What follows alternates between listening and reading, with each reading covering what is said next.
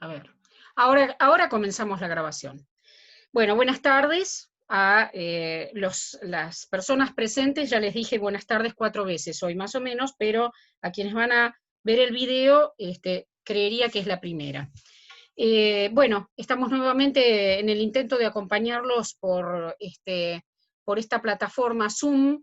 Eh, la verdad es que creo que también tienen que quedar dichas acá para las personas que van a ver el video después, que estamos realmente con muchas dificultades. No vamos a relatar todos los trámites que intentamos hacer para tener una plataforma que no se corte, por la que se pueda grabar para luego subir a YouTube el material para los compañeros que no tienen la conectividad suficiente, pero han sido muchos. Y bueno, hoy lamentablemente empezamos ahora, como media hora después, porque el anterior intento que hicimos era relativo a que una institución nos estaba prestando un Zoom sin interrupción, pero no nos era posible disponer nosotros de la grabación en los tiempos que necesitamos.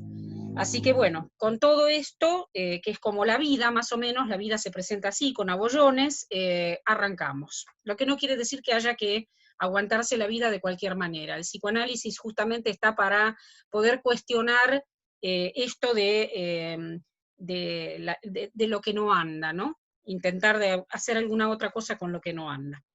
Bueno, hoy teníamos un texto, que en realidad no es un texto, son justamente tres enormes textos, digamos, hay muchos textos de Freud que en realidad fueron libros. En este caso nos encontramos con 3 ensayos para una teoría sexual que implican para ustedes, muchas de las cosas que ustedes leen ahí pueden resultar, digamos, ya incorporadas a la vida diaria, a partir justamente de lo que ha sido la transmisión del psicoanálisis a lo largo de unos 100 años, pero tratemos de ubicar que para el momento en el cual Freud las pone a nuestra consideración, fue una teorización revolucionaria. Todavía lo es, cabe decir que todavía lo es, porque nos encontramos permanentemente con prácticas que no dan cuenta de, digamos, el alcance y, el alcance y la dimensión que tiene la sexualidad humana justamente para el humano, ¿no? Hasta dónde llega la importancia de la sexualidad. Yo voy a ir haciendo un pequeño recorrido que interrumpiré en un momento para pasar a las preguntas, porque yo vuelvo a decir todas las veces que nos vemos que esto no es una clase, esto es un acompañamiento a ese recorrido arduo que están tratando de hacer ustedes por la virtualidad. Así que alguna vez ojalá que nos podamos encontrar en una clase. Lo tenemos diagramado de este modo, lo hemos diagramado con anterioridad en otros encuentros de otras formas diferentes, vamos cambiando, digamos, el modo de vincularnos con el material en función de lo que nosotros vamos intercambiando con ustedes, ¿no? Sobre este texto cabe que ubiquemos que Freud nos propone en estos 3 ensayos revisar el estatuto de la sexualidad en el humano, y él va haciendo una serie de revisiones de la teoría, digamos, existente hasta ese momento en torno de la sexualidad humana, que en mucho tenía que ver justamente con teoría vigente a nivel de la medicina. Y él va haciendo algo que tal vez para algún lector que recién se inicia puede resultar confuso o resbaloso, que es, si bien creo que la claridad con la que él propone estas ideas es de alta claridad, debo decirlo, creo que el traspié que puede tener el lector en determinado momento es siguiendo esa investigación que él hace de lo que en metodología de la investigación se llama el estado actual del tema, esto es, el estado actual del tema para el momento en el que Freud se sienta a escribir, él va revisando a partir de esas consideraciones, sobre todo médicas, que hay hasta ese momento, una serie de afirmaciones que se van produciendo en esas teorizaciones anteriores a las que él está proponiendo. Normalmente cuando uno realiza una investigación, justamente toma todo lo que hay, todo o casi todo, o en lo posible todo, lo que se ha investigado con anterioridad. Y si ustedes revisan, hay algunas notas que Freud agrega en 1915, por ejemplo, donde dice que ha revisado tal afirmación suya, hecha en el momento en el cual presenta estos 3 ensayos, y que corrobora tal o cual hipótesis. ¿Qué quiere decir esto? Que él hacía algo similar a lo que les toca hacer a ustedes, digamos, revisar una serie de fuentes bibliográficas, digamos, y ver si esa teorización, yo la llamo teorización y no teoría, para que no tenga aspecto de una cosa cerrada, si esa teorización aguanta. Algunas de las preguntas de ustedes tienen que ver con esto, con si esa teorización aguanta. Él va planteando, por ejemplo, que dentro de el material, digamos, al que él ha tenido acceso de investigaciones anteriores en relación a la cuestión de la sexualidad, se ha encontrado con una serie de diferentes planteos que se expiden sobre formatos que toma la sexualidad en el humano. Entonces, en un momento determinado, él va a considerar qué cosas se dicen en la ciencia hasta el momento en el cual él se sienta a escribir acerca, por ejemplo, de lo que se llamaba para el momento y que se llamó por mucho tiempo así, inversión de la sexualidad. Y allí dice una serie de cuestiones acerca de, nos va contando qué dice la medicina, y dentro de lo que dice la medicina va tratando de, hay una palabra que a ustedes les va a resultar familiar seguramente, de deconstruir, de desarmar esas hipótesis que aparecen como certeza para la ciencia en el momento en el cual él toma la pluma. Entonces, hay momentos en los que habla de, por ejemplo, de la homosexualidad, y una de las cuestiones que toma, yo ahora voy a ver si puedo encontrar el párrafo que me pareció, sí, acá lo tengo, que me pareció importante rescatar con ustedes y para ustedes. Él va haciendo todo el seguimiento de los planteos que se van haciendo desde la ciencia de su momento, y dice, por ejemplo, que lo que esos casos de humanos que eligen un objeto sexual que no es aquel que es considerado normal, acuérdense de la media, la línea media de la curva de Gauss, ¿no? Aquello que no está en el centro de lo que se considera la normalidad. Él dice, lo que nos muestra en realidad es que el humano tiene, por ejemplo, una relación mucho más lábil, mucho más suelta con el objeto de su amor o de su satisfacción sexual, palabras estas que a veces tienen el mismo significado y luego vamos a tener que ir afinando que amor y sexualidad no necesariamente van de la mano. Pero él dice, lo que nos muestra es que parece que se puede elegir objetos que no son aquellos que nosotros suponíamos que debe tener el humano. Esto es, sentí un ruidito. Esto es que alguien pueda en determinado momento elegir un objeto que no sea el que requeriría para procrear, o sea, un objeto de satisfacción sexual que no sea, digamos, el sexo anatómicamente opuesto, es algo, dice él, que nos habla de una amplitud en la relación y una no soldadura absoluta entre la sexualidad humana y su objeto. Eso fue y es revolucionario. Y él dice, por ejemplo, cuando termina de hacer todo un paseo muy largo respecto justamente de las denominadas inversiones sexuales, dice, no nos es posible deducir de lo hasta aquí expuesto. Yo estoy en la página 1179 de la edición de López Ballesteros. Entiendo que quienes leen de Amor-Ortu tienen otras páginas, pero estamos en la conclusión.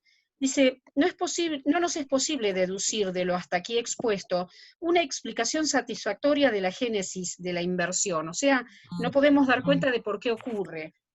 Dice, pero sí podemos observar que nuestras investigaciones nos han conducido a un resultado que puede ser de mayor importancia que la solución de ese problema en un principio planteado. O sea que él dice, lo que estamos descubriendo tiene mucha más importancia respecto de por qué alguien elegiría a un objeto que no es el que los demás esperamos, ¿no? Dice, resulta que nos habíamos representado como excesivamente íntima la conexión de la pulsión sexual con el objeto sexual.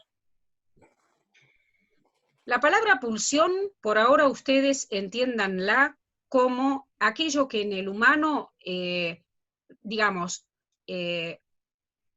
rompe con el instinto.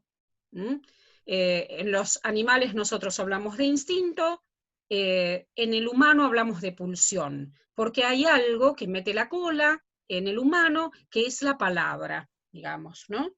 No obramos instintivamente los humanos.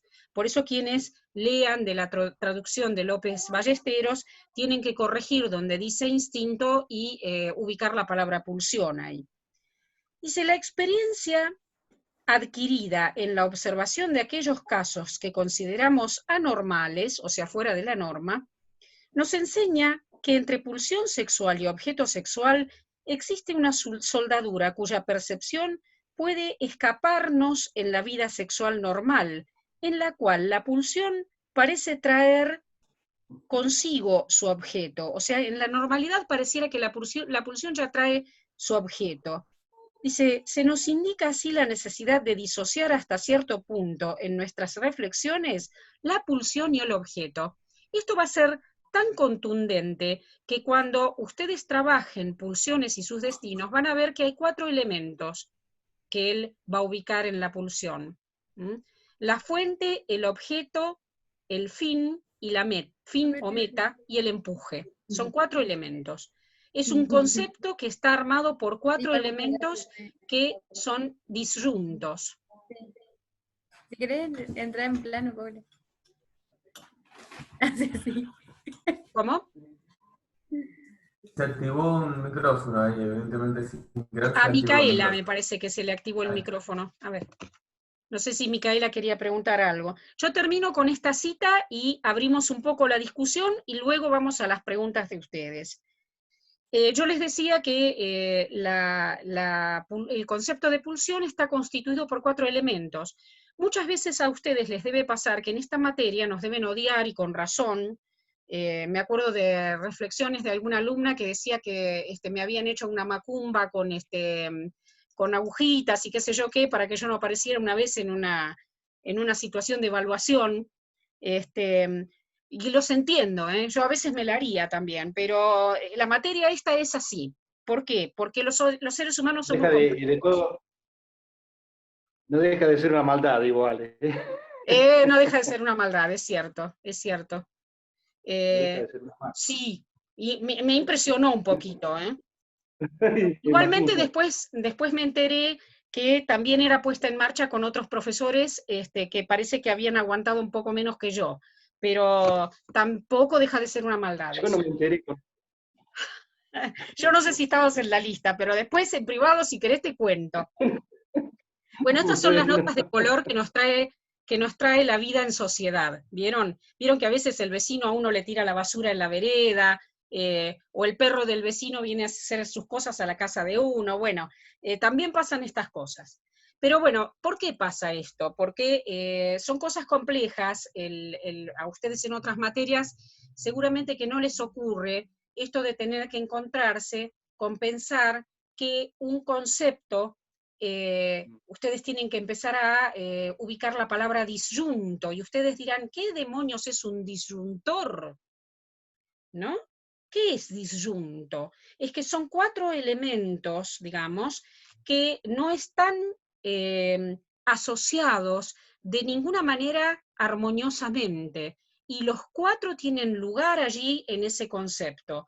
¿Por qué? Porque Freud con lo que se encuentra justamente es que si él se preguntaba la causa por la cual a alguien le puede interesar un objeto sexual del mismo sexo, o incluso, él dice más adelante, hay una cantidad, digamos, de las denominadas perversiones que tienen que ver con caminos, vertientes diferentes por las cuales se satisface la pulsión sexual, que él dice que es muy amplia y a la que hay que darle lugar. Habla incluso justamente de satisfacciones sexuales con objetos, o objetos que tienen que acompañar necesariamente la satisfacción sexual. Y ahí ustedes se encuentran, por ejemplo, con la palabra fetichismo. Y él dice, hay algunos límites éticos que tal vez tenemos que considerar en esto de incluir a todas esas perversiones en el desarrollo, digamos, que le cabe al humano sin problema, que dice, por ejemplo, nombra 2. Una tiene que ver con la satisfacción sexual con cadáveres, dice él, y otra más bastante rimbombante que no recuerdo cuál es ahora. Entonces, ¿qué es lo que se va desprendiendo de toda esta revisión que él hace? Que él va desarmando lo que encuentra desde la medicina y va ubicando que en esas mismas afirmaciones contundentes hay algo que está flojo, que no termina, digamos, de tener lugar cuando la mismísima descripción médica está trayendo que hay algo de esto que ocurre, y que eso que ocurre tiene efectivamente un lugar en lo que normalmente se llama normalidad. Discúlpenme la, este, eh, la repetición, digamos, eh, digo, lo que normalmente se espera del humano también incluye esa variabilidad. ¿Mm? Perdón, profe, que te interrumpa, pero leí en el grupo que varios de nuestros compañeros quieren entrar, pero no están siendo aceptados. Gracias por decirlo. A mí no me aparecía acá. Espérense un segundo, a ver. Ahí está. Pedid y se os dará. A veces.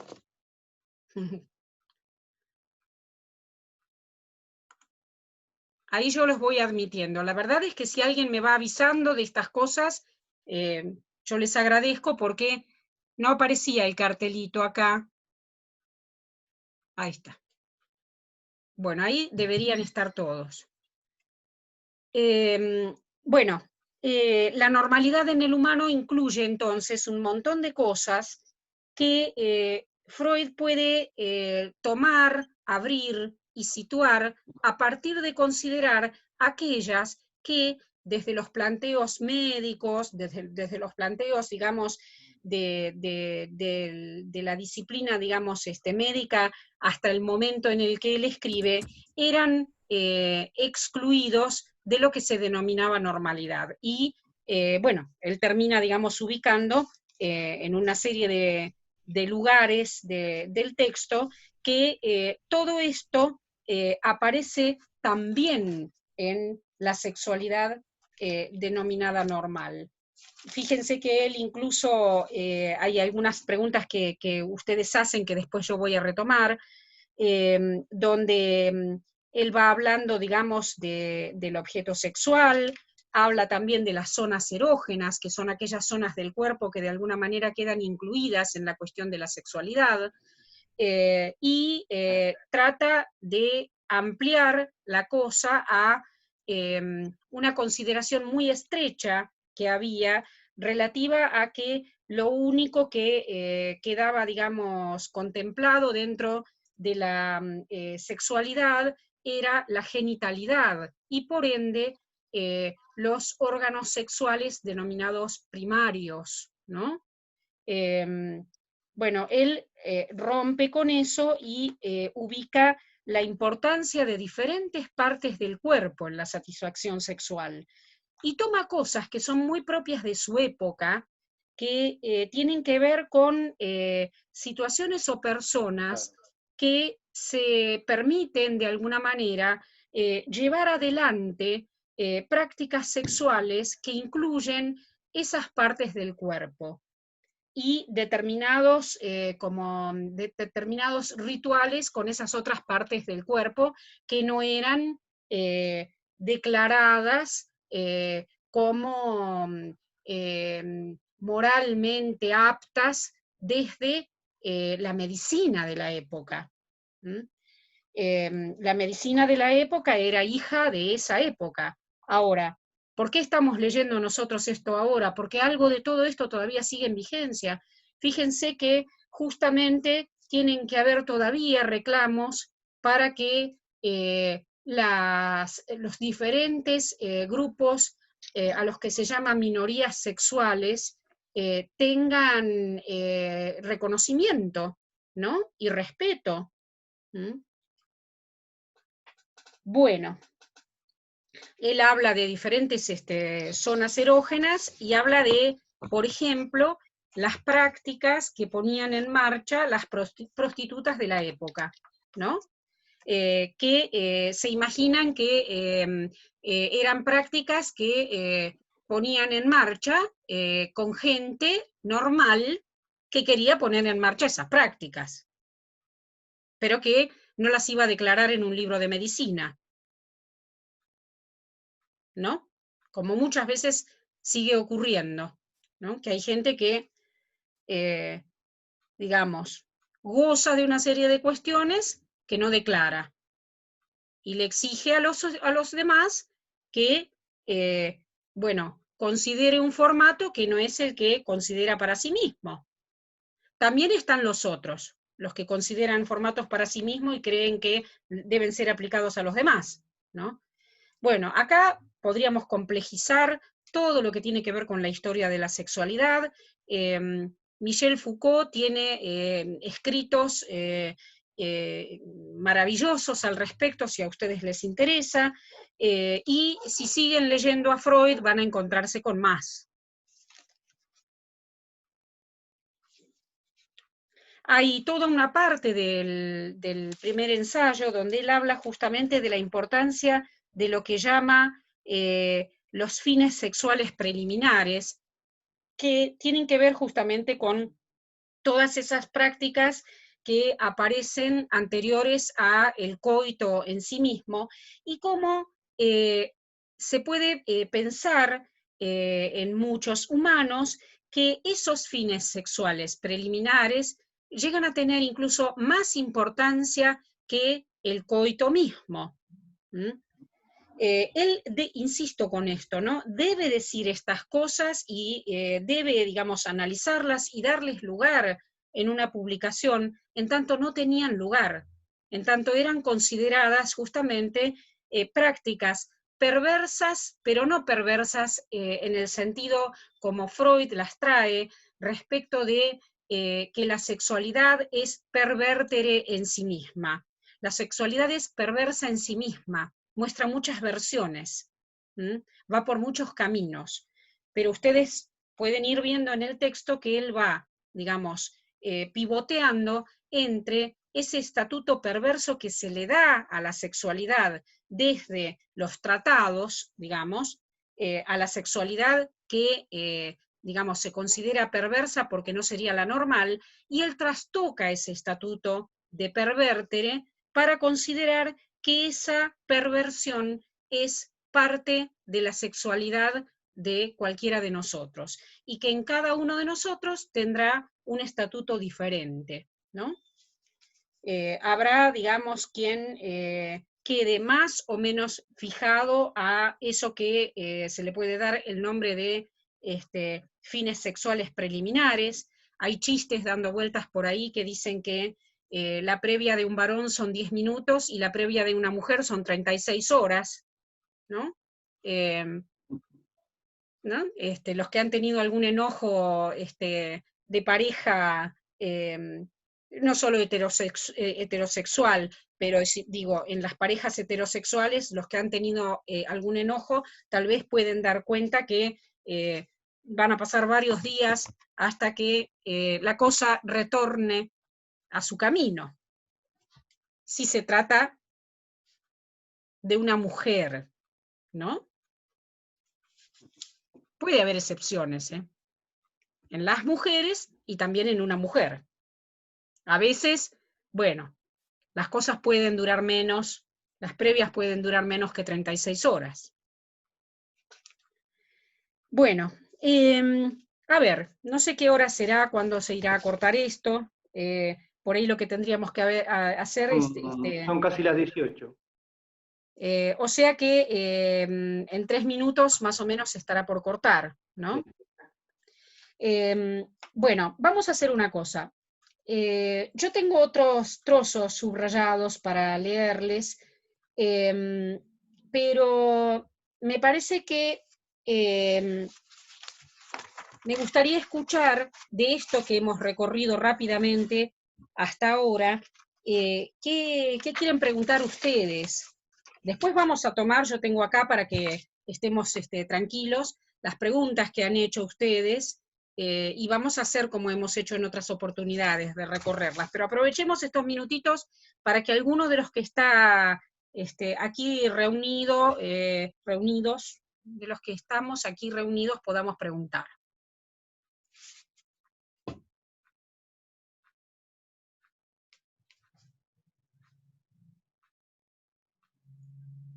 Fíjense que no les he hablado de la sexualidad en la infancia todavía, ¿eh?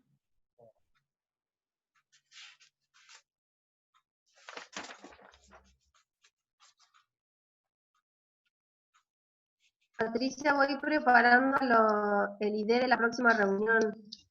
Acuérdense que cuando nosotros cortemos, yo voy a demorar un ratito porque tengo que hacer que baje el video. Entonces van a tener ahí unos minutitos. ¿Alguien quiere hacer alguna pregunta o comentario? Crítica. Pues yo tengo una pregunta respecto como a las palabras que Freud usa. Cuando habla de perversión, para referirse a estas preferencias o actos que no tenían que ver con el coito como meta sexual de estos sujetos, de estos individuos, él sigue usando esa palabra perversión que supongo que la toma y como que la cambia, diciendo que hay sujetos normales que presentan perversiones. ¿Él sigue usando ese término? Sí, sí. Es más, él va a afirmar justamente que la sexualidad infantil es perversa y polimorfa, porque la palabra perversión en sí misma está cargada, digamos, de una serie de cuestiones morales, pero su raíz tiene que ver justamente con esto de lo que va por diferentes caminos. Entonces, es una palabra que él reedita. Por eso hay algo... Sí. Si no me equivoco, en el texto hay como una definición etimológica de perversión que es como una reversión de algo. Que cuando lo ves por ese lado no suena tan fuerte como cuando escuchás perversión cotidianamente. Lo que pasa es que ustedes todavía la oyen a la palabra perversión con la carga que tenía antes que Freud escribiera, y que tiene para mucha gente hoy día, ¿no? Incluso es una manera de insultar a alguien, decirle sos un pervertido, ¿no? Patricia, se te cortó cuando estabas hablando. ¿Podrías repetir la última parte? No sé por qué se habrá cortado, pero sí puedo repetir. No exactamente igual. Mi repetición es freudiana, es siempre distinta. Digo que el compañero está trayendo justamente una cuestión en el sentido de algo que, un sentido de la palabra perversión que tiene que ver con la reedición, pero que muchas veces nosotros todavía escuchamos la palabra perversión a la manera que aparecía postulada antes de Freud. La escuchamos y la entendemos con una connotación moral. Yo decía que incluso hay, se la utiliza para insultar, digamos, vos sos un pervertido, digamos, suele ser un insulto. Fíjense que va a haber muchas palabras que el psicoanálisis va a reeditar. Que nosotros tenemos que, digamos, poder tornar concepto lo que antes era tal vez una mala palabra para nosotros. La palabra homosexualidad, antes de Freud, era una mala palabra, ¿no?